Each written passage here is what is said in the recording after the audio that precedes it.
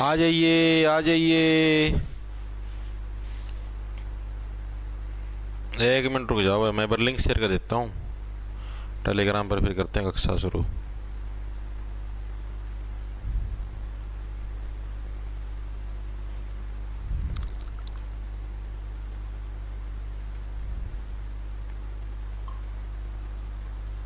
आ जाओ भाई आ जाओ।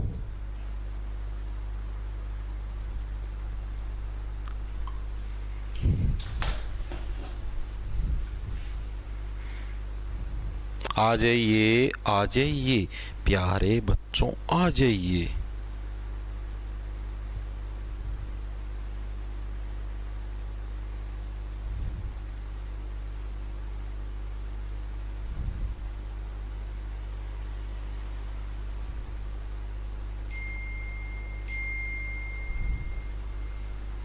आ गया भाई, करें शुरू। 1 मिनट रुक जाओ।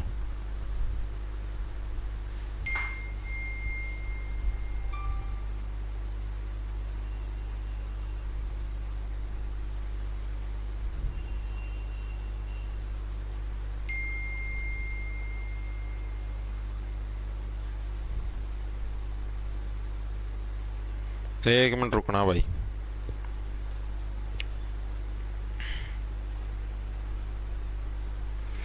चलो भाई करते हैं कक्षा शुरू। राम राम जी सारे ने, मैं तेरा साथी मोहित पुनिया बता हम सारे का जॉब्स टारगेट यूट्यूब चैनल पर भाई भरी दोपहरी में 3:22 के शुभ समय के ऊपर एक बार फिर से स्वागत करूँ। तो सुना क्या अंतर है? तो भाई जैसा कि आप लोगों को पता है, आप ही ने पॉलिटी की सीरीज स्टार्ट कर रखी है, ठीक है, जिसके अंदर हमारी 8 क्लासेज हो चुकी है। आज हमारी 9वें नंबर की क्लास है और हमारा टॉपिक रहेगा जो हमने मौलिक अधिकार जो स्टार्ट कर रखे थे उसी का हम लोग पार्ट नंबर 2 करने वाले हैं। कुछ हमारे मौलिक अधिकार कल बच गए थे, ठीक है। हमने आर्टिकल नंबर 24 तक पढ़े थे, शोषण वाला अधिकार था 24 से 14, ठीक है। 14 वर्ष से कम उम्र के बच्चों को आप मजबूरन काम नहीं करवा सकते, वो वाला आर्टिकल था, ठीक है। एक तो हमारा वो वाला मतलब कि कंप्लीट हो चुका। 25, 26, 27, 28 मतलब ये करने हैं। और सुप्रीम कोर्ट की जो भी रिट जारी होती है उनके बारे में भी हमको पढ़ना है भाई। हाँ ठीक है भाई, करें स्टार्ट। चलो भाई स्टार्ट करते हैं। उसके बाद हमारा ये मौलिक अधिकार वाला चैप्टर आज खत्म कर देंगे। इसका रोड़ा खत्म हो जाएगा आज। राधे राधे भाई। सर बहुत बारिश लगी हुई है। अक्सुराना, बारिश लगी हुई है? बारिश भी लगती है क्या यार? तुम ऐसे कैसे बच्चे हो यार, मेरे को ये तो बताओ। एक्सक्यूज मी भैया, 2 प्लेट मोमोज लगा दो। लगा दो भाई, लगा दो ना, कड़मा लगाने हो कहां पे लगा दो, मोमोज लगा दो पागल। अब बारिश लगी हुई, ये नहीं, ये तो कहने नहीं लग रही कि बारिश आने लग रही है। बारिश लगी हुई कहां पे लगी हुई है भाई? बारिश है कहां पे फुहारे लगने लग रहे हैं, बता तो दो एक बार। बारिश लगी, पगलों वाली बात करते हैं, पता नहीं कौन सी भाषा के अंदर बात करते हैं, समझ में भी नहीं आता। देखो भाई, तो आर्टिकल नंबर 25 से हम लोग स्टार्ट करने वाले हैं भाई। अब मैंने आपको कल बताया था 25 से लेके 28 के बीच में क्या है, आपको धार्मिक स्वतंत्रता की जरूरत है भाई। क्यों? क्योंकि मैंने आपको बताया था भाई, अब आपने शोषण कर लिया है तो अब शादी भी करनी पड़ेगी, और शादी के लिए लड़की क्या पता किसी दूसरे धर्म से बिलोंग करती हो, तो आपको धार्मिक स्वतंत्रता भी चाहिए। तो 25 से 28 के बीच में धार्मिक स्वतंत्रता चाहिए, हम लोग कल पढ़ चुके हैं भाई, सभी साथियों को पता भी होगा। अब आर्टिकल नंबर 25 के अंदर मेनली क्या कुछ चीजें हैं वो हम लोग बात करते हैं। देखो 25 के अंदर क्या है, किसी भी धर्म को मानने या न मानने की स्वतंत्रता, किसी भी धर्म को मानने या न मानने की स्वतंत्रता। ये कौन से आर्टिकल के अंदर है? आर्टिकल नंबर 25 के अंदर है भाई। याद कैसे रखोगे? याद आप देखो 25 पैसे, देखो 25 से बढ़िया पेचीदा, 25 से पेचीदा भी तो बढ़ने लग रहा है भाई। ये मामला तो पेचीदा है, ये धर्मों वाला मामला भाई। इस धर्म को मानो, उस धर्म को मानो, मैं तो भाई मेरी मर्जी से किसी धर्म को मानूं या ना मानूं, कोई मेरे ऊपर रोक टोक नहीं है, ठीक है। तो पेचीदा मामला 25 पेचीदा, ठीक है। ये तो बड़ा ही क्या है, पेचीदा मामला कौन सा है? ये धार्मिक चीजें वाली जो मामले होते हैं बड़े ही पेचीदे मामले होते हैं। आपने अगर कुछ भी किसी भी धर्म के बारे में थोड़ा सा भी उल्ट सुल्ट बोल दिया ना, 2 मिनट के अंदर आपकी गोब भी खोद दी जाती है, आपको अगर पता भी हो तो, ठीक है। तो ये जो धार्मिक मामले होते हैं भाई, किसी भी धर्म को अपनाऊं या त्याग पत्र दूं, ये सारे के सारे कैसे पेचीदे मामले होते हैं। आर्टिकल नंबर 25 के तहत आप इसको डायरेक्ट याद कर सकते हो भाई, ठीक है। Yes okay. अगला हमारा आर्टिकल नंबर है 26 भाई। अनुच्छेद नंबर 26 भाई, इसके अंदर क्या है भाई, अनुच्छेद नंबर 26 के अंदर भाई, अगर हम कोई भी धार्मिक कार्य करना चाहें, धार्मिक कार्य का मतलब जैसे अपने मान लिया हिंदू धर्म के अंदर ऐसे होता है भाई, भंडारा लगता है, बिल्कुल लगता है जी, ठीक है, ये भी एक धार्मिक कार्य है। हम गौशाला के अंदर दान दे के आते हैं, ये भी एक धार्मिक कार्य है। नीरज वर्मा ने 40 रुपया गुप्त दान किया और पूछने लग रहा है के ज्ञान है लागदार, बढ़िया ज्ञान है भाई नीरज वर्मा, अपनी सुनाओ भाई, ठीक है। तो आप मतलब कि कोई भी अगर आप धार्मिक कार्य करो तो उसकी भी आपको फुल आजादी मिलनी चाहिए, पूरी स्वतंत्रता मिलनी चाहिए, आपके ऊपर कोई रोक टोक नहीं होनी चाहिए। हाँ भाई आप इस धर्म के तो आप ये धार्मिक कार्य नहीं कर सकते, ठीक है। यानी धार्मिक कार्यों के प्रबंधन की स्वतंत्रता आर्टिकल नंबर 26 के अंदर भाई, कौन सी हमारी धार्मिक कार्यों के प्रबंधन की स्वतंत्रता भाई। भाई आप कोई भी धार्मिक कार्य के लिए कोई भी प्रोग्राम कर सकते हो, आपके ऊपर कोई रोक टोक नहीं होगी। याद कैसे रखोगे, देखो याद आप ऐसे रखो, देखो 26, ठीक है भाई। अभी तो क्या है, अभी तो मेरी उम्र समाज के अंदर छाने की हुई है, इसीलिए तो मैं धार्मिक कार्य करने लग रहा हूं। देखो 26, देखो 6 का मतलब छाना, ठीक है। अभी तो मेरी उम्र क्या है, समाज के अंदर छाने की हुई है, ठीक है, इसीलिए तो मैं धार्मिक कार्य करने लग रहा हूं, ताकि समाज के लोग मुझे जाने की वाओ ये तो इस धर्म का प्रमुख प्रचारक है, भंडारे लगाने लग रहा है, मेरे ऊपर कोई रोक टोक नहीं होनी चाहिए, ठीक है। यानी 26 भाई, अभी तो मेरी उम्र छाने की हुई है भाई, बी से भाई, ठीक है। अभी मेरे ऊपर कोई रोक टोक मत लगाना, मैं जो काम करूं मुझे करने दो, ठीक है। यानी धार्मिक कार्यों के प्रबंधन की स्वतंत्रता आर्टिकल नंबर 26 के तहत है, हमारे संविधान के अंदर इस चीज का प्रावधान है। चीजें क्लियर है?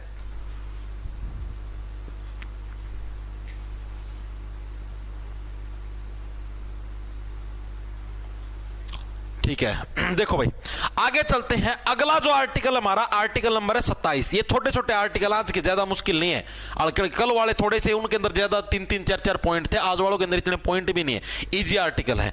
आर्टिकल नंबर 27 भाई, 27 के अंदर क्या भाई, किसी भी धर्म की अभिवृद्धि के लिए मतलब कि कर नहीं देने की स्वतंत्रता भाई, ठीक है। मतलब कि आपसे कोई टैक्स नहीं ले सकता। क्या है भाई, हरियाणा फिटनेस बॉय ने भी भाई 40 रुपया गुप्त दान किया है। गुप्त दान सबसे बड़ा दान, इससे बड़ा दान धरती पर कोई भी नहीं है। मतलब भाई जैसे मान लिया कोई व्यक्ति आपको ये कहते भाई, जैसे मान लिया आप हिंदू धर्म से हो, मुस्लिम धर्म से हो, सिख धर्म से हो, किसी भी धर्म से हो, आपको कोई व्यक्ति कोई धार्मिक संगठन आके ये बोले कि भाई अपने जैसे हिंदू धर्म की ग्रोथ करनी है और आप भाई 1000 रुपये 2000 रुपये का टैक्स दो, ठीक है। या फिर आप भाई मुस्लिम धर्म के हो, मुस्लिम धर्म की ग्रोथ करनी है इसके लिए इतना टैक्स दो, सिख धर्म की ग्रोथ करनी इसके लिए इतना टैक्स दो, तो आपको कोई इस चीज के लिए बाध्य नहीं कर सकता, आपको कोई मजबूर नहीं कर सकता भाई हाँ भाई तू हिंदू धर्म से बिलोंग करता है, वृद्धि के लिए इतना टैक्स तुझे देना पड़ेगा। नो, आपकी पूरी आजादी होगी। यानी किसी भी धर्म की क्या है, अभिवृद्धि के लिए कर नहीं देने की स्वतंत्रता आपके पास होगी। क्या है भाई हमारे पास, किसी भी धर्म की अभिवृद्धि के लिए कर का मतलब टैक्स नहीं देने की आपको आजादी होगी भाई, स्वतंत्रता, ठीक है। याद कैसे रखोगे, याद ऐसे रखो भाई, आप देखो सत्ता, देखो 27 से बढ़िया शर्त, से 27 से शर्त, ठीक है। आप मेरे ऊपर शर्त नहीं लगा सकते भाई हाँ भाई आप ही अपने धर्म की ग्रोथ करेंगे इतना टैक्स दे वो दे, नो, मेरी मर्जी होगी टैक्स देने की, मैं दूंगा, धर्म की ग्रोथ के लिए नहीं मर्जी होगी तो मैं नहीं दूंगा, ठीक है। यानी 27 से शर्त, बस शर्त यानी धर्म की ग्रोथ के लिए भाई ये शर्त लगेगी, इतना पैसा लगेगा, नहीं, इस टाइप की कोई भी शर्त का आप लोग विखंडन कर सकते हो भाई, ठीक है। उसके बाद हमारा आखिरी आर्टिकल आता है धर्म वाला, जो ये धार्मिक स्वतंत्रताओं वाला है, इसका आखिरी आर्टिकल है आर्टिकल नंबर 28 भाई। 28 के अंदर आपके किस चीज का प्रावधान है भाई, देखो 28 के अंदर है भाई हमारे जो भी जैसे स्कूल है, कॉलेज, यानी कोई भी हमारा शिक्षण संस्थान है, उसके अंदर भाई आप मतलब कि कोई भी धार्मिक शिक्षा है या प्रार्थना है, उसके अंदर आप मतलब क्या हो गया भाई, मेरी वाइफ एग्जाम की तैयारी करती है सर की क्लास से, यस ओल्यान 40 रुपया गुप्त दान सबसे बड़ा दान, इससे बड़ा दान धरती पर कोई भी नहीं है भाई, बहुत अच्छी बात भाई। देखो भाई वाइफ नहीं, आगे बच्चे भी करेंगे तैयारी, ना टेंशन लो। तो अब क्या भाई, कोई भी शिक्षण संस्थान है या कुछ भी मतलब कि भाई जैसे एजुकेशन वाली जो चीजें हैं, वहां पर क्या आप धार्मिक शिक्षा या उपासना, कोई भी आपकी धर्म से रिलेटेड जो भी करना चाहते हो, उसके मतलब उसकी आपकी स्वतंत्रता। जैसे मान लिया भाई आप मुस्लिम समुदाय से बिलोंग करते हो, तो आप जैसे मतलब मान लो मुस्लिम व्यक्तियों के स्कूल में जाते हो, तो उधर पे आप मुस्लिम लोग मुस्लिम जो भी प्रेयर होती है वो कर सकते हैं, उसकी स्वतंत्रता आपको। मुस्लिम धर्म के बारे में आप कुछ जानकारी देना चाहते हो अपनी एजुकेशन प्रणाली के अंदर, दीजिए, कोई दिक्कत नहीं हमें। हिंदू धर्म वाले अपने स्कूलों के अंदर जाते हैं, हिंदू भाषा के अंदर जो भी प्रार्थना होती है हिंदू धर्म के अंदर, वो प्रार्थना कर सकते हैं, ठीक है, उनके ऊपर भी कोई रोक टोक नहीं है, ठीक है। तो यानी कि क्या भाई आप अपना जो भी क्या होगा भाई, कोई भी हमारा क्या है शिक्षण संस्थान होगा, उसके अंदर हम लोग धार्मिक शिक्षा या उपासना है, ठीक है, उसके बारे में आपको पूरी स्वतंत्रता मिलेगी भाई। क्या है हमारा शिक्षण संस्थाओं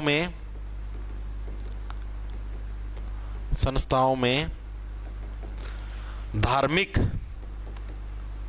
शिक्षा या उपासना में उपस्थिति की स्वतंत्रता आपको मिलेगी भाई। याद कैसे रखोगे, याद ऐसे 28। अब आपको नहीं करना पड़ेगा वेट कि भाई हमारे धर्म के बारे में पूजा कब होगी स्कूल के अंदर, हमारे धर्म की प्रार्थना हम लोग कब करेंगे स्कूल के अंदर, ठीक है। तो अब आपको इसके लिए कोई वेट नहीं करना पड़े, आपको आजादी दे दी गई है भाई। तो 4 टाइप के हमारी धार्मिक स्वतंत्रता है, चारों टाइप की याद हुई, यानी चारों आती इंपॉर्टेंट एग्जाम के अंदर। सबसे पहले करें 25 वाले। 25 के अंदर क्या देखो, सीधी बात 25 है पेचीदा, यानी धर्म के बारे में अगर आप कुछ भी गलत बोले तो मामला क्या होता है, पेचीदा होता है, यानी किसी भी धर्म को मानो या ना मानो आपको इस चीज की आजादी, लेकिन कुछ बोल नहीं सकते धर्म के बारे में। 26 के अंदर भाई देखो, 26 भाई अभी तो मैं समाज के अंदर छाऊंगा, सामाजिक कार्य करूंगा, भंडारे लगाऊंगा, यानी क्या हम अपने धर्म की वृद्धि के लिए हम कोई भी धार्मिक कार्य कर सकते हैं भाई। 27 के अंदर क्या गया भाई, 27 के अंदर 27 शर्त भाई, धर्म की वृद्धि के लिए आप मेरे से पैसे लेने की शर्त नहीं रख सकते भाई, तुझे पैसे देने पड़ेंगे तभी धर्म की वृद्धि होगी, नो। 28 अब आपको नहीं करना पड़ेगा वेट, अपने स्कूल के अंदर जहां पर भी आप अपने धर्म के अंदर प्रार्थना करना चाहो कर सकते हो, आपको इसकी पूरी आजादी है, ठीक है भाई। चारों के चारों आर्टिकल क्लियर हुए, एक बार के लिए बताओ धार्मिक स्वतंत्रता रिलेटेड, चारों याद भी होने चाहिए भाई, याद हो गया ना चारों के चारों।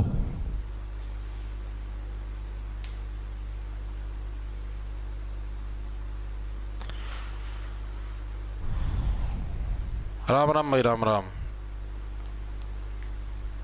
नीरज वर्मा होगा मास्टर, ब्याह पाछा माड़ा हो गया यार। नीरज वर्मा भाई मैं तो माड़ा को नहीं यार, मैं तो जमा देखी कड़ा था माड़ा फिर देख देखो ना मछली कुकर बाहर लिकड़ा ये बल प्रदर्शन कर दिया मैंने, टोक लगाया जाओगे दाम पढ़ लो दाम।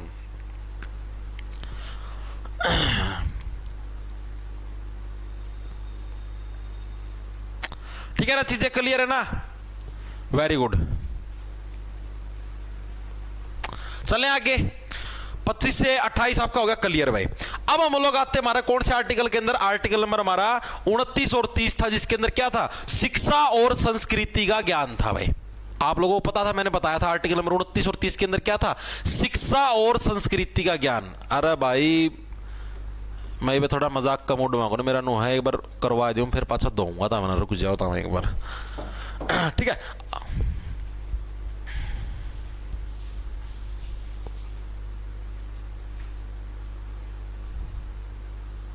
बिल्कुल भाई, सर की सॉलिड बॉडी जिगर में जम, यस ऋतिक।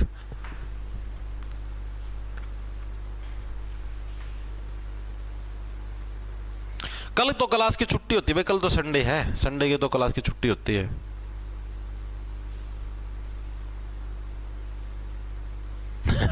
आज तो कमा गए सर।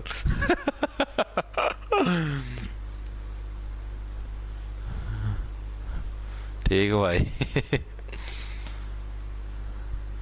ठीक है भाई, देखो भाई अब आर्टिकल नंबर 29 के अंदर मैंने क्या बताया, 29 और 30 के अंदर हमारा शिक्षा और संस्कृति का ज्ञान हमको देखने को मिलता है। अब 29 के अंदर क्या भाई, जो भी हमारी भाषा है, लिपि है, जैसे हमारी हिंदी भाषा है, देवनागरी लिपि है, संस्कृति को बनाए रखने का हमको अधिकार है। जैसे साउथ इंडिया के अंदर हम लोग जाते हैं, दक्षिण भारत के अंदर, वहां के लोग तमिल बोलते हैं, तेलुगु बोलते हैं, तो उनको अपनी भाषा बोलने का, अपनी लिपि को बरकरार रखने का और ये सारी चीज है अपनी मेंटेन रखने का उनको पूरा पूरा अधिकार है। उस चीज के ऊपर उनके ऊपर कोई रेस्ट्रिक्शन नहीं लग सकती भाई। हाँ, रवीश चैल पूछने लगे मास्टर दिल्ली पुलिस के लिए कोई एकेडमी बताना। रवीश चैल 40 रुपया गुप्तदान। भाई रवीश चैल मतलब किस टाइप की एकेडमी बताऊं भाई, अगर आपको देखो ऑफलाइन कोचिंग लेओगे भाई, अगर आपके पास समय है, ठीक है। ऑफलाइन कोचिंग के लिए तो भाई मेरे हिसाब से अभी कोई एकेडमी, मतलब पर्टिकुलर एक एकेडमी के अंदर सारे सब्जेक्ट आपको परफेक्ट नहीं मिलेंगे। ठीक है, आप मेरी मानो, जहां तक मेरा सजेशन, आप ऑनलाइन कोचिंग ले लो, एकेडमी आप ज्वाइन कर लो भाई फिजिकल ट्रेनिंग के लिए। ठीक है, उसके लिए कर सकते हो। बाकी आज के दिन में किसी एकेडमी की जरूरत है भी नहीं भाई। वैसे बताने लग रहा हूँ भाई, आपके देखो, अगर आप कोई एकेडमी ज्वाइन करोगे ऑफलाइन, मान लिया आपने कोई भी एकेडमी ज्वाइन कर ली, उधर भाई डिस्ट्रैक्शन होती है, मजाक की बात नहीं, कोई भी एकेडमी आप ज्वाइन कर लेना। ठीक है, बाहर रहोगे, बाहर का खाना पीना, फीस भी ज्यादा होगी, 10-10, 20-20 हज़ार महीने की। ठीक है, और भाई मतलब कि जो होना चाहिए ना वो नहीं आपको आउटपुट मिलेगा। सबसे बेस्ट है अपने ऑनलाइन पढ़ लो, यूट्यूब पे किसी का कोर्स ले लो, एक बार जोर आएगा, साल 1.5 साल की एक बार जम के तैयारी करनी पड़ेगी लाइब्रेरी के अंदर, खुद को मेंटेन डिसिप्लिन रख के डेली सुबह 8-9 बजे अपने लाइब्रेरी के अंदर पहुंच जाओ और शाम को 5-6 बजे तक पढ़ो अपने मन लगा के। ठीक है, उससे बेस्ट कोई भी नहीं है भाई। बाकी एकेडमी वगैरह भाई, क्योंकि ऑनलाइन ये जो शिक्षा वाला चलन आया था उसके बाद एकेडमी वगैरह का सिस्टम लगभग बंद हो चुका है। ठीक है, बहुत ही कम कोई एकेडमी बची है भाई, और मेरी जान पहचान में फिलहाल कोई एकेडमी नहीं है भाई जहाँ पर मैं आपको बता सकूँ भाई आप उधर जाओ और आपको कोचिंग मिल जाएगी।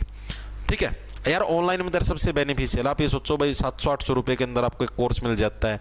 जो कोचिंग पहले 10-10, 15-15 हज़ार में होती थी, वो अब आपको 700-800 में मिलने लग रही है। तो उससे बेनिफिशियल तो क्या ही चीज़ है भाई, आप खुद सोच के देखो। अभी आप कोई एकेडमी ज्वाइन करोगे, 10-15 हज़ार उसकी फीस होगी, उधर रहोगे, खाना पीना होगा, उसका भी खर्चा होगा, लाख रुपए में जाके आपको कोचिंग मिलेगी। फिजिकल की भी यार मेरे हिसाब से उसमें एकेडमी की जरूरत नहीं यार, हमने खुद ने फिजिकल की तैयारी करी थी CPO SI की घर पे, मतलब अपना घर पे तो क्या, मतलब अपना इधर ग्राउंड है, ग्राउंड के अंदर भज्जा करते भाई। मतलब कोई भी अपना आसपास आपका कोई एक आधा दोस्त हो ना भाई, उसको पकड़ लो, बोल भाई आज, मतलब और कोई भी तैयारी करता उसको देखो, बुला लो, तो गाजे दोनों बाजी क्या दोनों भाई। ठीक है, और उधर मतलब कि जो अकेले जाओगे ना, अकेला को नहीं हो फिजिकल की तैयारी, कोई एक साथ में पार्टनर चाहिए, उसका फिर अपना मोटिवेशन मिल ही जाएगा कि हमें भागना है, भागना है, मारी जाओ, रनिंग हो जाएगी। और अभी तक रनिंग स्टार्ट करो तो और भी अच्छी हो जाएगी। ठीक है, तो आर्टिकल नंबर 29 के अंदर क्या भाई, आपको अपनी क्या है, जो भी भाषा है, लिपि है और जो भी संस्कृति है, उसको बनाए रखने का पूरा अधिकार है, आपसे कोई छीन नहीं सकता। भाषा, लिपि व संस्कृति बनाए रखने का आपको क्या है, कंप्लीट अधिकार है भाई। आपको ऊपर कोई बैन नहीं लगा सकता भाई, आप अपनी भाषा व संस्कृति को ना बना पाए। ठीक है, आपको पूरी आजादी होगी भाई, अपनी भाषा है, जो भी लिपि है, संस्कृति, जैसे अपनी मान ले हरियाणा के अंदर हरियाणवी बोलते हैं अभी। ठीक है, और अपनी मतलब चलो हरियाणवी तो कोई फिक्स भाषा नहीं है भाई, हरियाणवी तो कोई फिक्स भाषा नहीं है। और जैसे अपना पंजाबी है, हरियाणवी तो बोली के अंदर आती है। ठीक है, पंजाबी जैसे भाषा है, अब पंजाब के अंदर पंजाबी भाषा, पंजाबी लिपि का प्रयोग होता है, यानी क्या वो अपनी शिक्षा और संस्कृति को बनाए रखते हैं। ठीक है, उनको पूरा अधिकार है, आप उसको रोक नहीं सकते। मतलब जैसे स्कूलों के अंदर आजकल आपने देखा ऐसे बोलते हैं हरियाणवी नहीं बोलना, हिंदी का यूज जो भी करेगा हिंदी का यूज फाइन लगेगा 100 रुपये 10 रुपये, ऐसा होता था स्कूलों के अंदर पहले। ठीक है, सारे इंग्लिश में बोलेंगे, तो उस केस के अंदर आप पुलिस के अंदर केस ठोक सकते हो स्कूल के ऊपर। तो मेरे को हिंदी नहीं बोलने देने लग रहे भाई, मेरे मतलब मेरा मौलिक अधिकार आर्टिकल नंबर 29 के तहत। ठीक है, वेरी गुड भाई। और अब हमारा जो लास्ट आर्टिकल नंबर 30 भाई, ये क्या है भाई, जो भी हमारे शिक्षण संस्थाएं हैं भाई, शिक्षा जो भी हमारी संस्था है, जैसे मान लिया भाई हमारी स्कूल खोल लिया हमने, कोई कोचिंग सेंटर खोल लिया, कोई कॉलेज खोल लिया, कोई यूनिवर्सिटी खोल ली, मतलब कुछ भी आप कोई भी शिक्षण संस्थान खोलते हो तो उसकी स्थापना करना या फिर उसके अंदर जो भी स्टाफ होगा, प्रशासन होगा, वो उसका भाई अल्पसंख्यक समुदाय को भी पूरा पूरा अधिकार है। अब आप ये नहीं बोल सकते भाई स्कूल है, कॉलेज है, ये सिर्फ जनरल कैटेगरी का व्यक्ति खोलेगा। नो, कोई SC कैटेगरी का, कोई ST कैटेगरी का है, कोई OBC का है, किसी भी जाति का, यानी अल्पसंख्यक जो समुदाय, अल्प का मतलब जो माइनॉरिटीज यानी जिनकी संख्या समाज में कम है, ठीक है, या फिर जो नीची पदवी के ऊपर लगा लो भाई कास्ट के हिसाब से, किसी भी हिसाब से, तो उन लोगों को भी क्या शिक्षण संस्थाएं खोलने और उनको रन करने का पूरा पूरा अधिकार है। आप उसके ऊपर रोक नहीं लगा सकते। क्या भाई, शिक्षा संस्थाओं की स्थापना करना या उनको संचालित करने या उनका जो प्रशासन होगा, प्रशासन में अल्पसंख्यकों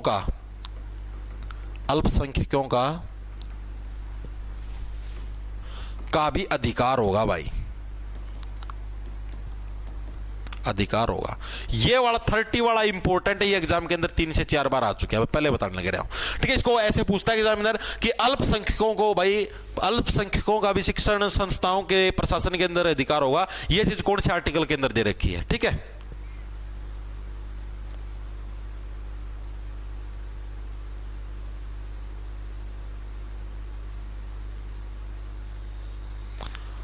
हाँ ओके, तो चीजें क्लियर होगी भाई। 29-30 के अंदर शिक्षा और संस्कृति का ज्ञान था, दोनों के अंदर हम लोग क्या है, संस्कृति और शिक्षा की बात करेंगे। 29 के अंदर क्या गया, 29 ऑल थिंग इज, मतलब 29 अगर आप हमको हमारी भाषा नहीं बोलने देंगे तो हम आपके ऊपर लगाएंगे फाइन भाई।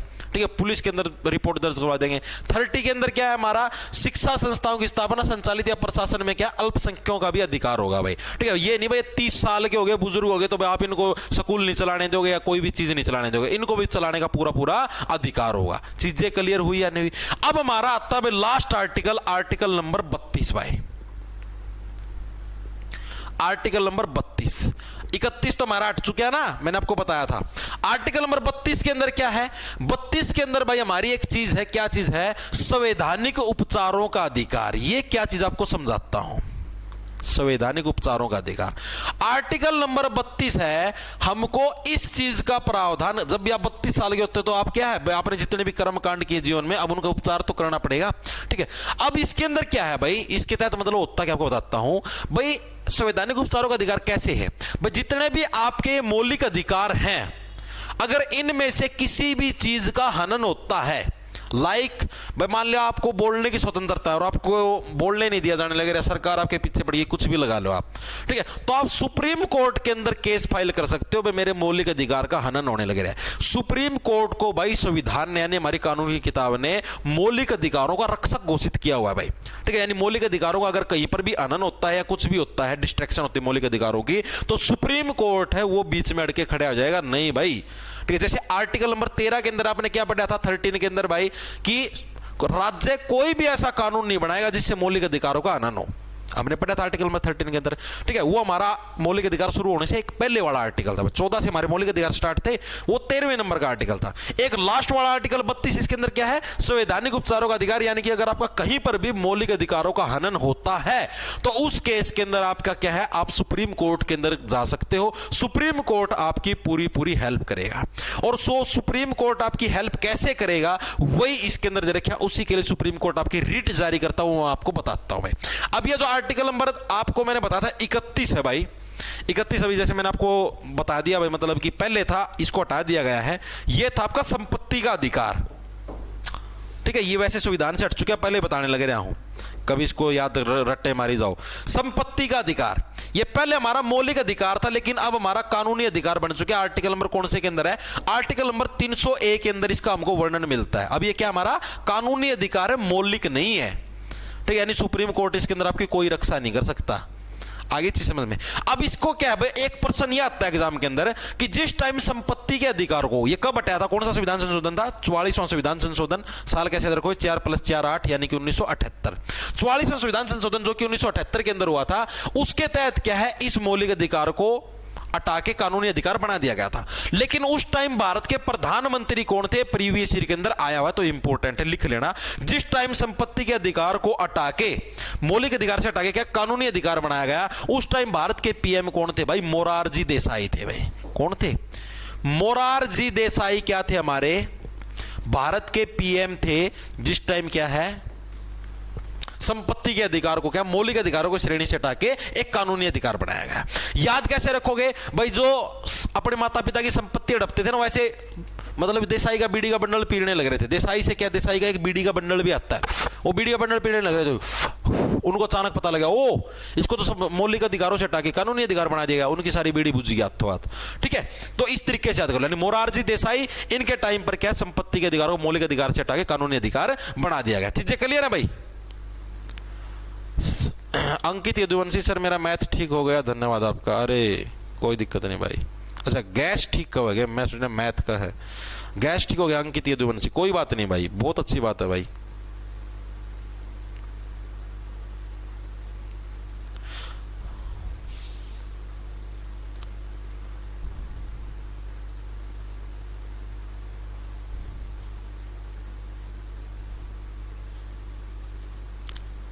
मोराज, हाँ भाई चीजें क्लियर है भाई इतनी। आदमपुर से राम राम, हवा में प्रणाम, जानी आदमपुरिया, प्रणाम भाई प्रणाम। सर दिल्ली पुलिस में लेग की स्किन ग्राफ्टिंग चल जाएगा? स्किन ग्राफ्टिंग ये क्या चीज़ होती है भाई आदित्य? मेरे को पता नहीं भाई स्किन ग्राफ्टिंग क्या हुआ है, नाम है पहली बार सुना मैंने स्किन ग्राफ्टिंग। जो दिल के करीब थे वो जब से दुश्मन हो गए, जमाने में हुए चर्चे हम मशहूर हो गए। वाह वाह, कितनी नीच किस्म की शायरी है। हाँ ये क्लास बाद में प्राइवेट हो जाएगी भाई। अरे काका तो बता दो दे भाई क्या दिक्कत है। ममता रंगा हाथ में दे देंगे कंगा। सर मुझे ऐप लेनी है पर मेरे फ़ोन में नहीं हो रही, सर प्लीज़ देखो क्या प्रॉब्लम। भाई प्ले स्टोर से डाउनलोड करनी है और क्या है उसके अंदर, पहले से ही रजिस्टर है तो अपना लॉगिन आईडी और फ़ोन नंबर वो पासवर्ड भर के कर लो लॉगिन, ना हो तो फॉरगेट पासवर्ड कर दो। सर मेरा यूपी पुलिस में हो गया भाई, बहुत बहुत बधाई मेरे भाई। ठीक है भाई चले अब आगे, इतनी चीजें क्लियर है ना। एक सेकंड रुक जाओ भाई।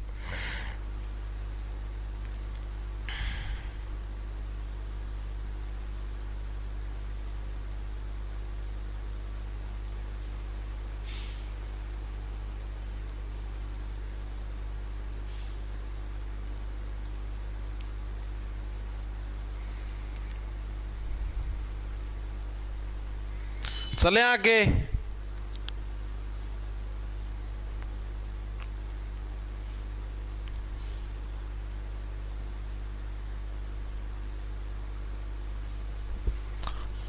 वेरी गुड भाई।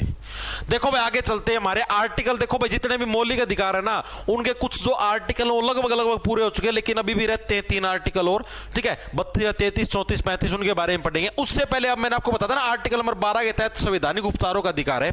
इसके तहत सुप्रीम कोर्ट कौन कौन सी रिट जारी करता है, रिट का मतलब होता है एक तरीके से आदेश जारी करता है, वो कौन कौन सी एग्जाम के अंदर पूछा जाता है भाई। तो सुप्रीम कोर्ट जो संवैधानिक उपचारों का अधिकार है, यानी आर्टिकल नंबर 32 के तहत, लिख लो ये चीजें आती है एग्जाम के अंदर।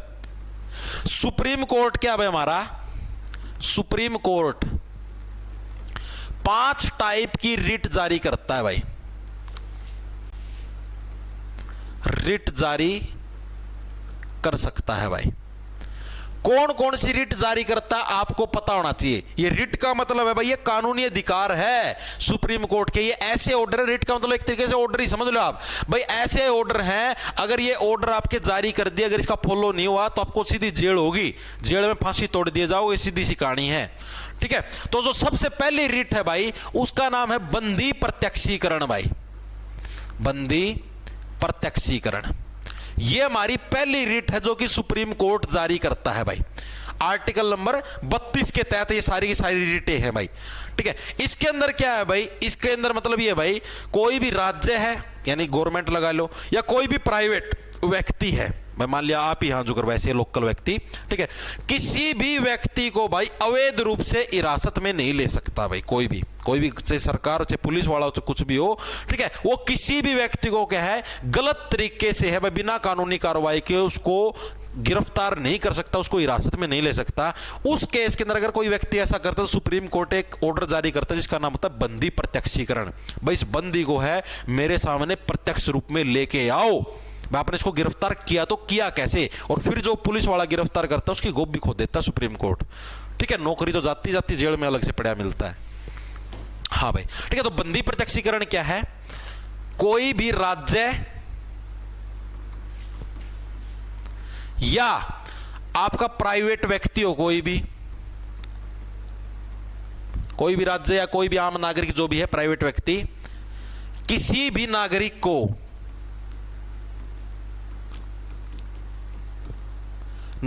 को अवैध तरीके से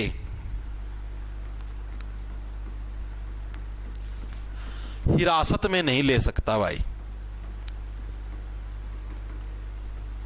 नहीं ले सकता। चीज समझ में आई? यानी क्या भाई, हमारा कोई भी राज्य है या प्राइवेट व्यक्ति है, वो किसी भी नागरिक को गलत तरीके से क्या है, हिरासत में नहीं ले सकता, किसी भी मतलब कि कोई भी हो से, ठीक है, चाहे उसके अंदर पुलिस हो या कोई प्राइवेट व्यक्ति हो, कुछ भी हो। ऐसा अगर कोई भी केस होता तो सुप्रीम कोर्ट उस केस के अंदर भाई बंदी प्रत्यक्षीकरण नाम का जो ऑर्डर है वो जारी करता है। एग्जाम के अंदर प्रश्न कैसे पूछा जाता है? ऐसे पूछा है भाई, कोई भी राज्य प्राइवेट व्यक्ति अगर किसी व्यक्ति को गलत तरीके से हिरासत में ले तो सुप्रीम कोर्ट कौन सी रिट जारी करता है? तो कौन सी करता है? बंदी प्रत्यक्षीकरण। समझ तो गया ना? बंदी का मतलब भाई कैदी बना के आप उसको नहीं रख सकते, सिंपल सी कहानी है, ठीक है। नॉर्मल समझ में मेरे हिसाब से इसके अंदर कुछ मुश्किल है भी नहीं, ठीक है, वैसे ही डायरेक्ट याद रह जाएगा। सेकंड नंबर पे हमारे पास आता है परमादेश। परमादेश, देखो नाम से ही आप समझ जाओगे मैक्सिमम चीजें। तो परमादेश का मतलब क्या है? परम आदेश। भाई इससे ऊपर कोई आदेश ही नहीं है, परम आदेश सबसे ऊंचा। आपने नहीं सुना? परम सुख, परम सुख की प्राप्ति। परम सुख की प्राप्ति के लिए तो बोल दो, पढ़ने लग रहे हैं जी, पढ़ेंगे शादी होगी, ओ सॉरी पढ़ेंगे नौकरी लगेंगे शादी होगी, तभी तो परम सुख की प्राप्ति होगी। और उसी परम सुख की प्राप्ति के लिए भाई सारी चीजें होने लग रही है, ठीक है। तो परमादेश, परमादेश का मतलब हो गया भाई इससे ऊपर कोई आदेश नहीं। परम सुख का मतलब भाई इससे ऊंचा कोई सुख नहीं है धरती के ऊपर। इसी सुख के लिए तो आदमी दिन रात धक्के खाता है, ठीक है। यानी इससे ऊंचा सुख कोई नहीं और इससे ऊंचा कोई आदेश नहीं, यानी परमादेश। तो परमादेश क्या है भाई? इसके अंदर क्या है भाई? यदि कोई भी सार्वजनिक अधिकारी, कोई भी पुलिस वाला लगाओ या कोई भी व्यक्ति लगा, कोई कोर्ट में लग रहा है क्लर्क वगैरह, जो भी कोई कुछ तो पहुंचे, ठीक है, कर्मचारी ओ या अधिकारी जो भी है, अपने सार्वजनिक कर्तव्यों को करने से अगर मना कर देता है, ठीक है, तब ये वाली जो रिट है यह जारी करने का कोर्ट का अधिकार होता है। भाई समझाता हूं आपको कैसे। गुरुजी सीईटी वाले बैच से डीपी की जिक्की हो जाए? नहीं भाई, ऑफिशियल गौरव 40 रुपया गुप्तान।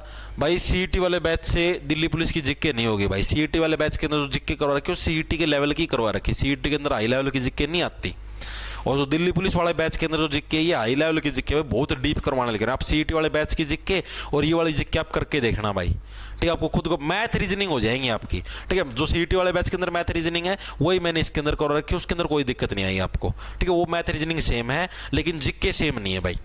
जिक्के सीईटी वाले की अलग है, उसके अंदर लो लेवल की करवा के आप खुद क्लास लगा के देख लेना। आपके पास अगर बैच है सीईटी वाला बैच तो आप उसको अटेंड करके देख लेना, आपको पता लग जाएगा, ठीक है, कि उसके अंदर जिक्के का लेवल क्या है और इसके अंदर क्या है। ये तो बहुत डीप करवाने लग रहा हूं भाई, हाँ ठीक है भाई। तो इसके अंदर क्या भाई, जैसे मान लिया अब जैसे कोई भी कमीशन, मान लिया स्टाफ सिलेक्शन कमीशन है, वो मान लिया कोर्ट ने ऑर्डर दिया है भाई, मान लिया स्टाफ सिलेक्शन कमीशन को भाई मान लिया किसी चीज का नोटिफिकेशन निकालना हो और वो नोटिफिकेशन नहीं निकालने लग रहा।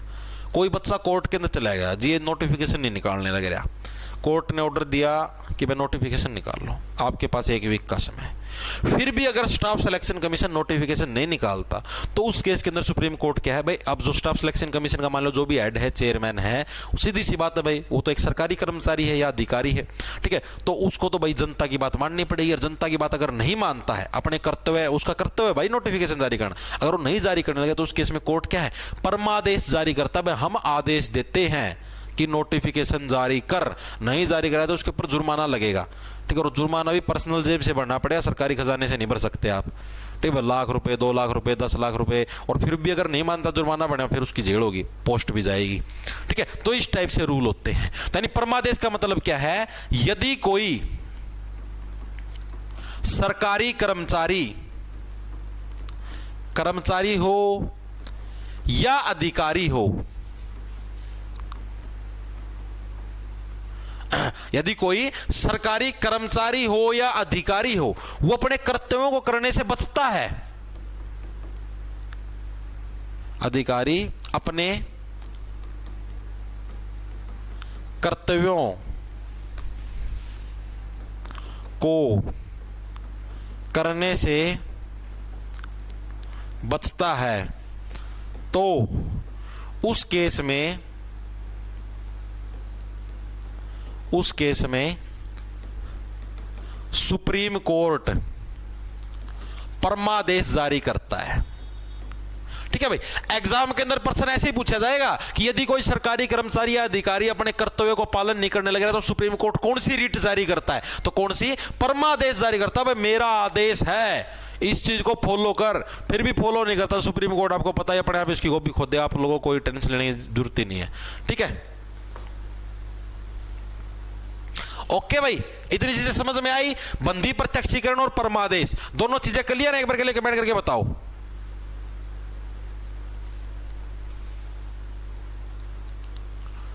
अच्छा खुशी उड़ा पहले लिख लाऊं, पहले कैसे लिख के लाऊं, मतलब टाइप हुआ पहले से ही लेके आऊं क्या, ये बोलने लगे रहो क्या? ठीक है भाई, अब देखो क्या है अगला जो हमारा है भाई, वो है प्रतिषेध। प्रतिषेध, एक तो प्रतिशोध होता है, ये प्रतिषेध। प्रतिषेध का मतलब होता है रोक, रोक लगाना।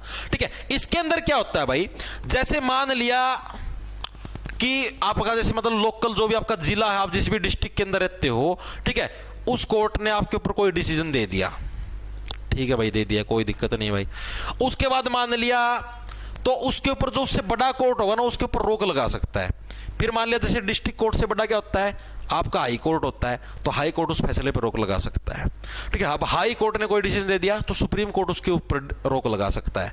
ठीक है, तो यानी क्या प्रतिषेध का मतलब क्या हो गया भाई, आपका रोकना, भाई कौन किसको रोकता है, तो यानी क्या भाई, जो भी हमारा डिस्ट्रिक्ट कोर्ट है, डिस्ट्रिक्ट कोर्ट है,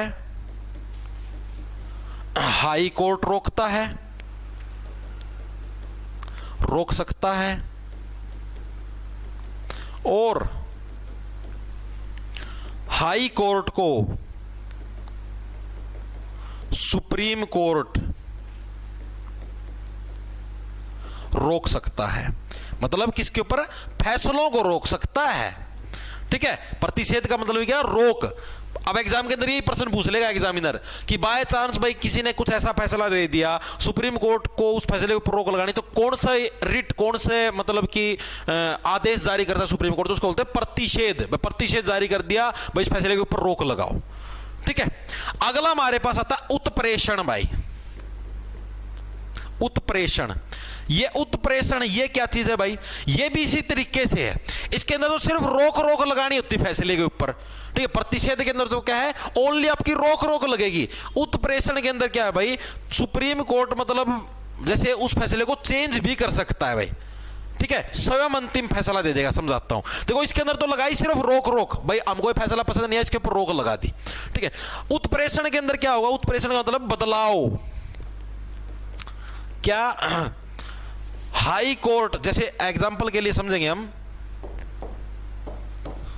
हाई कोर्ट का कोई भी फैसला सुप्रीम कोर्ट है, जो हमारा उच्चतम न्यायालय है, सुप्रीम कोर्ट बदल सकता है, लेकिन अब यह अंतिम फैसला होगा। अंतिम फैसला होगा मतलब जैसे आपको समझाता हूं, अब जैसे हाई कोर्ट ने कोई डिसीजन दे दिया, अगर उसके ऊपर रोक लगानी है नॉर्मल, तो प्रतिषेध वाली रिट जारी करेंगे। और अगर उसके ऊपर क्या है, हमें उस फैसले को ही बदलना है, दोबारा से रूल निकालना नया, तो उसको बोलते हैं उत्प्रेषण। ठीक है भाई, हम तो इसके ऊपर से होके गए हैं, उच्च से बढ़िया, हम तो इसके ऊपर से होके गए, इस फैसले को हमने बदल ही दिया। ठीक है, तब क्या होता है, मान लिया कोई फैसला हाई कोर्ट ने दिया, सुप्रीम कोर्ट के अंदर कोई व्यक्ति चला गया, सुप्रीम कोर्ट की निगरानी में आया, भाई ये तो फैसला ही गलत है, ये तो सही फैसला नहीं दिया, तो सुप्रीम कोर्ट ही क्या है, फिर अंतरिम आदेश पारित करेगा। फिर सुप्रीम कोर्ट के आदेश को कोई चेंज नहीं कर सकता सिवाय राष्ट्रपति जी के। ठीक है, मतलब सुप्रीम कोर्ट ने जो आदेश पारित कर दिया, फिर उसको कोई भी चेंज नहीं कर सकता राष्ट्रपति जी के सिवाय भाई। इसी को क्या बोलते हैं, उत्प्रेषण भाई। आपका प्रतिषेध और उत्प्रेषण में डिफरेंस समझ में आ गया। प्रतिषेध के अंदर भाई, प्रतिषेध से आप समझ लो प्रतिशोध था भाई, मेरे में बदले की भावना थी, मैंने उसका फैसला रोक दिया, रुक जा। ठीक है, उत्प्रेषण के अंदर क्या भाई, मैं उसके ऊपर से होके गया, तूने जो फैसला दिया था मैंने तेरा फैसला भी बदल दिया, तेरे ऊपर से होके गया हूं। ठीक है, उत्प्रेषण के अंदर हमने फैसला चेंज कर देंगे, प्रतिषेध के अंदर सिर्फ फैसले के ऊपर रोक लगाएंगे। चीजें क्लियर हुई, 4 टाइप की रिट हमने जारी कर दी है। अब हमारी जो 5वें टाइप की रिट है वो कौन सी भाई, अधिकार परीक्षा भाई। कौन सी, अधिकार परीक्षा। ये क्या चीज आपको समझाता हूं भाई।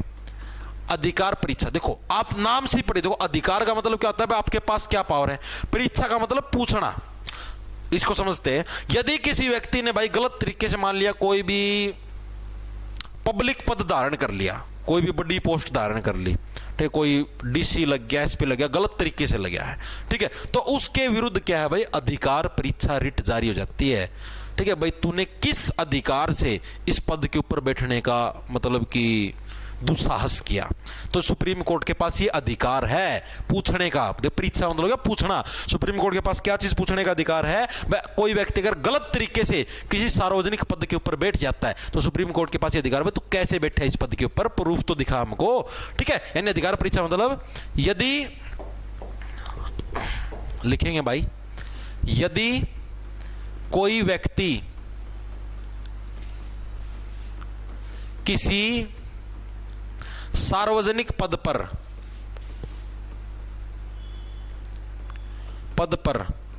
गलत तरीके से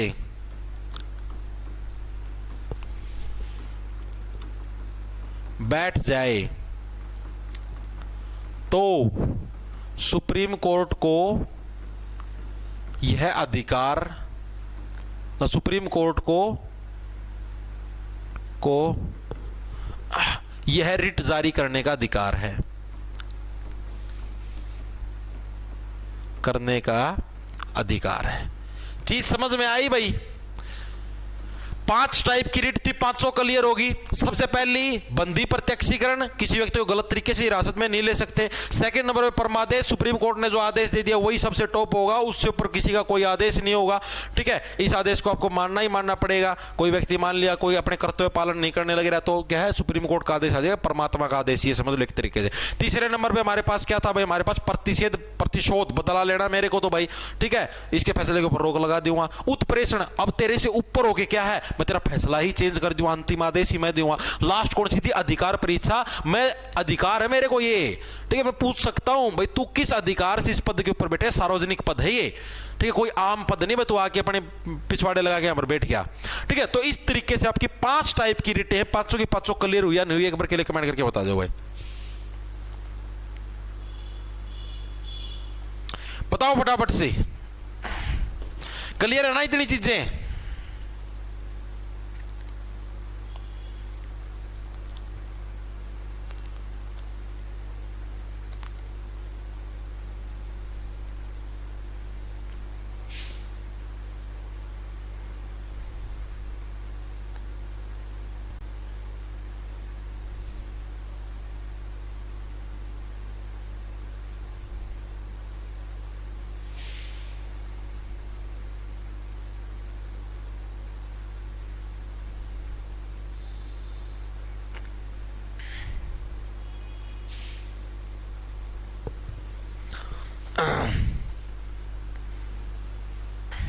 चले आगे, वेरी गुड भाई, all clear, all clear, all clear होना चाहिए भाई, सारी चीजें करवाने तो लगे रहा। अब भाई देखो 32 तक के आपके आर्टिकल हो चुके थे। मैंने आपको क्या बताया था, मौलिक अधिकार कहां से कहां तक आते हैं भाई, आपके मौलिक अधिकार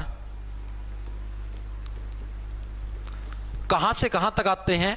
आर्टिकल नंबर कौन सा था हमारा, आर्टिकल नंबर हमारा 12 से लेकर 35 के बीच में आते हैं, यही पढ़ा था। 12 से लेकर 32 तक हम लोग पढ़ चुके हैं। तो कौन कौन से आर्टिकल बच गए, आर्टिकल नंबर भाई 33 भी बच गया भाई, आर्टिकल नंबर भाई 34 भी बच गया भाई, आर्टिकल नंबर भाई 35 भी बच गया भाई। यानी कि 3 टाइप के आर्टिकल हमारे बच गए भाई, बिल्कुल बच गए जी, मानते हैं। ठीक है, तो अब इनके बारे में कौन पढ़ेगा, हमको ही पढ़ना है जी, और कौन पढ़ेगा आगे।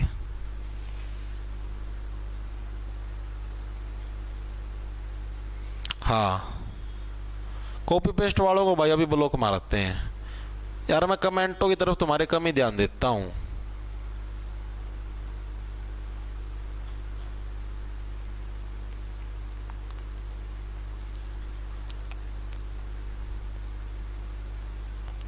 यार तुम तुम्हारी इस पे ध्यान दिया करो ना, तुम देखा है ना करो कौन क्या कमेंट करने लग रहा है, पढ़ने वाले बच्चे देखते ही नहीं।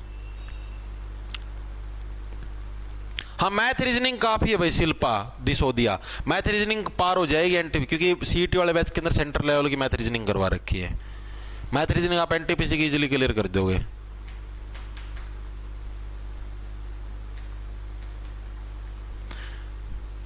भाई ऐसा कोई आर्टिकल नहीं जिससे आप पुलिस वालों को भी खोज सको।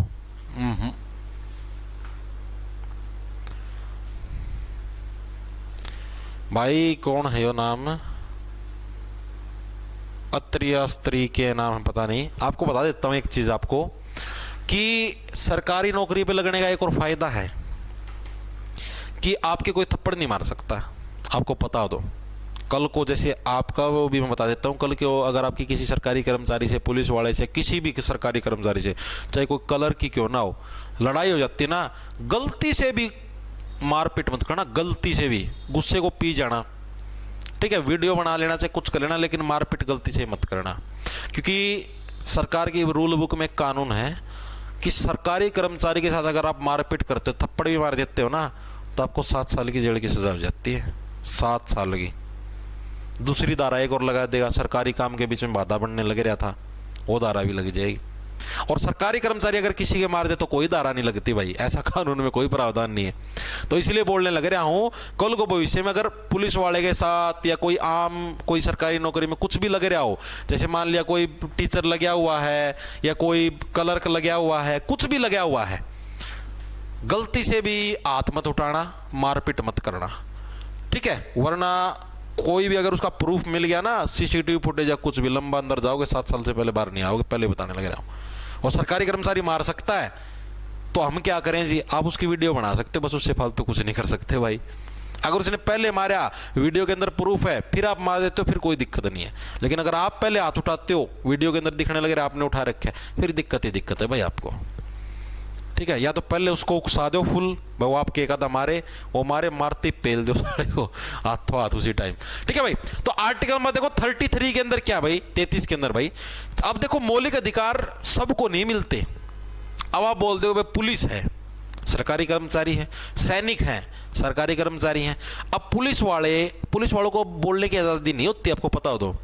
पुलिस वाला मीडिया के अंदर कोई भी बयान नहीं दे सकता अपने हेड से बिना पूछे, एसपी डीएसपी से बिना पूछे, ठीक। कोई भी एक सब इंस्पेक्टर लेवल या कांस्टेबल रैंक का अगर कोई व्यक्ति है तो कोई भी बयान नहीं दे सकता, उसको बोलने की स्वतंत्रता नहीं है, उसको देश के अंदर कहीं पर भी घूमने की स्वतंत्रता भी नहीं है। आपको एक चीज बता देता हूं, कल को आप जब गवर्नमेंट एम्प्लॉय लगोगे, क्योंकि हम तो रह चुके हैं तो इसलिए बताने लग रहा हूं, तो आपको अगर मान लिया, जैसे मान लिया आप हरियाणा के अंदर रहते हो, आपको मुंबई के अंदर घूमने जाना है, तो उसके लिए भी आपको परमिशन लेनी पड़ती है भाई। आप बिना परमिशन के अपना स्टेशन नहीं छोड़ सकते। जैसे आप मान लीजिए स्कूल में टीचर हो, क्लर्क हो, पुलिस में लगे हो, कहीं पर भी लगे हो, अपने हेड ऑफिस के अंदर आपको एप्लीकेशन डालनी पड़ेगी, हाँ भाई मैं 10 दिन की छुट्टी लेने लग रहा हूँ और मुझे मुंबई जाना है घूमने के लिए। ये नहीं आपने बोल दिया 10 दिन की छुट्टी ले हूँ, बीमार हो गया, और पीछे से अगर आपके हेड ऑफिस को पता लग गया ना मुंबई गए थे, प्रूफ उनको मिल गए, तो गोभी खुज जाएगी। पहले बताने लग रहा हूँ, सरकारी कर्मचारी सरकार का गुलाम होता है, गुलाम। बिना सरकार से पूछे ढंग से पेशाब भी नहीं कर सकता, सच्ची बात है ये तो बड़ी सी सरकार थोड़ी सी ढीला रवैया अपनाती है। अगर हर एक चीज को, हर एक रूल को अगर सख्ताई से लागू कर देना भाई, सच में गोभी खुद जाती, मजाक की बात नहीं है। सरकारी कर्मचारी अपनी मर्जी से कुछ भी नहीं कर सकता, ना कहीं पे बाहर घूम सकता, ना विदेश जा सकता।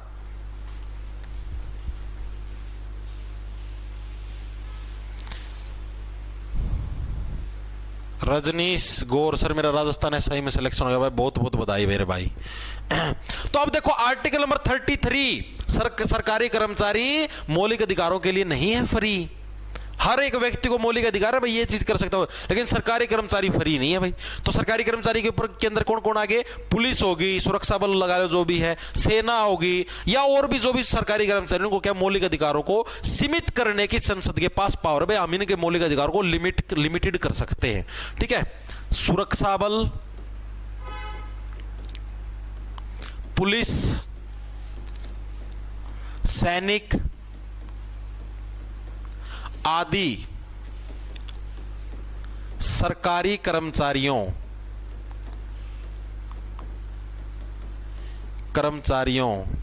के मौलिक अधिकार सीमित करने की संसद की पावर भाई। भाई जो भी पुलिस है, सैनिक है, कोई भी है, ठीक है, उसको हर चीज की आजादी नहीं मिलेगी। संसद के हाथ में पावर होगी, संसद आजादी देगी तो मिलेगी, वरना संसद अगर आजादी खोज लेगी तो आपकी आजादी खुज जाएगी भाई। ठीक है, सरकार के हाथ में चीजें होंगी भाई। नहीं, मैथ की क्लास जिक्के वाले कोर्स में कैसे मिलेगी यार? जिक्के का जब नाम है उसका ये कंप्लीट जिक्के, तो उसमें मैथ की क्लास कैसे मिलेगी? मैथ की क्लास मिलेगी आपको दिल्ली पुलिस कांस्टेबल का बैच लेना हो या रेलवे ग्रुप डी एनटीपीसी का कोई सा बैच ले लो, उसके अंदर मिलेगी आपको मैथ की, रीजनिंग की सारी क्लासेज भाई। ठीक है, जिक्के वाले के अंदर ओनली जिक्के की मिलेगी, जिक्के से लग आपको कुछ भी नहीं मिलने वाला। ठीक है, एक हैंड रिटन नोट्स मिलेंगे जिक्के के। ठीक है, और साइंस भी मिलेगी आपको जिक्के वाली क्लास के अंदर, लेकिन वो मिलेगी जून के बाद, अभी नहीं मिलेगी, अभी सिर्फ रेलवे एनटीपीसी के अंदर मिलेगी। आर्टिकल नंबर 34 के 33 तो समझ में आ गया ना। 33 पुलिस वालों के लिए मौलिक, सरकारी कर्मचारियों के लिए क्या मौलिक अधिकार है? बिल्कुल भी नहीं है फ्री। आर्टिकल नंबर 34 भाई 34 के अंदर क्या है? कोई भी मान लिया अपना देश के अंदर कोई भी भाग है, कोई भी राज्य है, कोई भी केंद्र शासित प्रदेश है, कहीं पर भी अगर हमारे मार्शल लॉ लागू हो जाता है, मार्शल लॉ का मतलब समझ गए भाई, मतलब कि एक तरीके से भाई कोई भी है सरकारी कर्मचारी, कोई भी व्यक्ति है वो घर से बाहर नहीं निकल सकता, सभी अपने घरों में कैद रहना पड़ेगा, सिर्फ आर्मी रहेगी सड़कों के ऊपर, उसको मार्शल लॉ बोलते हैं। ठीक है, अगर किसी भी टेरिटरी में, यानी कि टेरिटरी का मतलब कोई भी एरिया, कोई भी स्टेट है या केंद्र शासित प्रदेश है, वहां पर अगर मार्शल लॉ लागू हो जाता है तो उस केस के अंदर क्या आपके सारे के सारे मौलिक अधिकार वो आपके निलंबित हो जाते हैं। ठीक है, आपके क्या सारे सारे मौलिक अधिकार आपके सस्पेंड कर दिए जाते हैं भाई। अगर किसी क्षेत्र में मौलिक अधिकार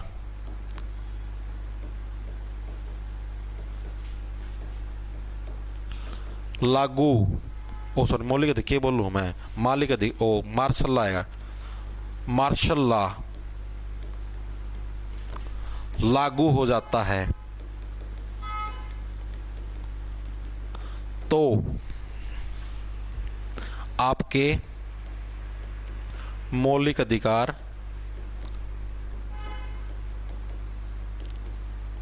सीमित हो जाते हैं।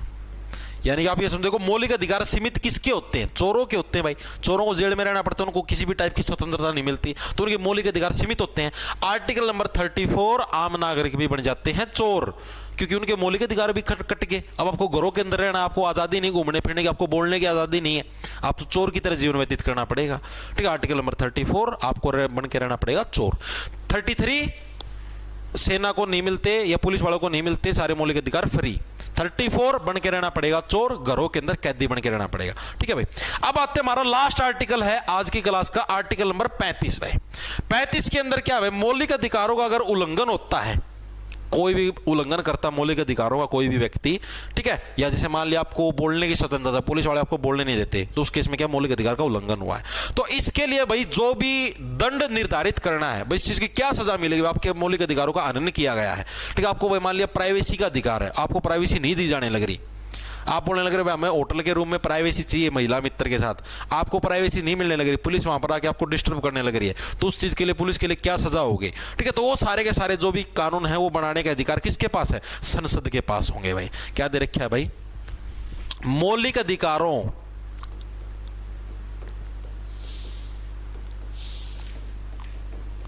के उल्लंघन के केस में दंड निर्धारित करने का अधिकार संसद के पास है।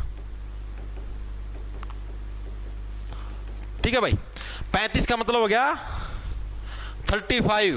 ठीक है, 35 डायरेक्ट क्या लग रहा है यार इसकी, कोई 35 से देखो पेन बन गया, 35 पेन, देखो 35 के अंदर आने तो लग रहा है एन, एन की मतलब 35, ठीक है 35 तो पेन आ गया। ठीक है, यानी कि पेन कलम चलाने की पावर किसके पास होगी? संसद के पास होगी, मौलिक अधिकारों से रिलेटेड भाई।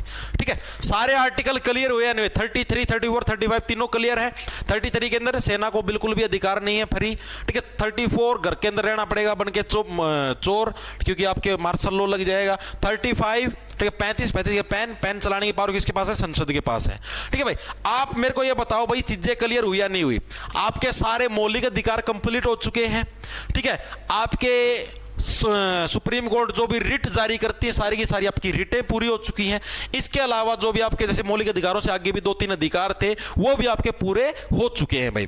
तो आज की हमारी क्लास रहेगी सिर्फ इतनी ही, ठीक है। एक बार के लिए कमेंट करके बता दो चीजें समझ में आई या नहीं आई।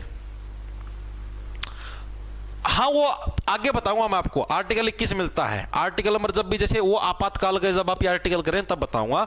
जब भी आपातकाल लगता है तो आपके 2 आर्टिकल होते हैं, ठीक है। एक तो आर्टिकल नंबर 20 और एक होता है आपका आर्टिकल नंबर 21। ये आपके सस्पेंड नहीं होते किसी भी केस के अंदर, बाकी आपके सारे मौलिक अधिकार सस्पेंड हो जाते हैं। वो जब आपको आपातकाल वाला टॉपिक करवाऊंगा तब करवाऊंगा वो चीज, ठीक है। इसलिए अभी नहीं करवाई,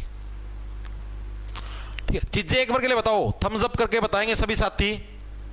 all clear, all clear, very good भाई। और एक बार के लिए कमेंट करके मेरे को ये भी चीज बताओगे सभी साथी भाई। करीबन 1900 साथी जुड़े हुए हैं, सिर्फ कमेंट आने लग रहे हैं 189 कमेंट भाई, बहुत कम है। 1900 के 1900 साथी एक बार प्लीज रिक्वेस्ट है कमेंट करके बताएंगे कि क्या जो मैंने सीरीज चला रखी करीबन पॉलिटी की 9 क्लासेस हुई है, क्या आपकी पॉलिटी अच्छी होने लग रही है, आपको कॉन्फिडेंस अंदर से फील होने लग रहा है, नहीं होने लग रहा है, एक बार के लिए कमेंट करके बताएंगे, ठीक है। इन क्लासेस का जैसे जब मैंने स्टैटिक जीके करी, आप मॉक टेस्ट भी लगाते होगे, ठीक है, या फिर अभी जो हम पॉलिटी करने लग रहे हैं, इन चीजों का आपको बेनिफिट मिलने लग रहा है, नहीं मिलने लग रहा है, एक बार के लिए कमेंट करके बताएंगे सभी साथी भाई, ठीक है।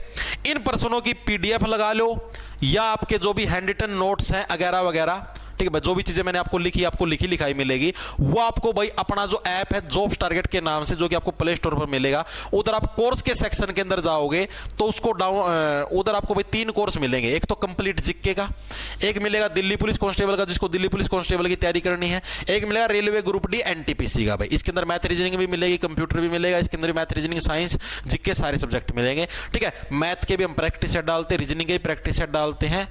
क्या हुआ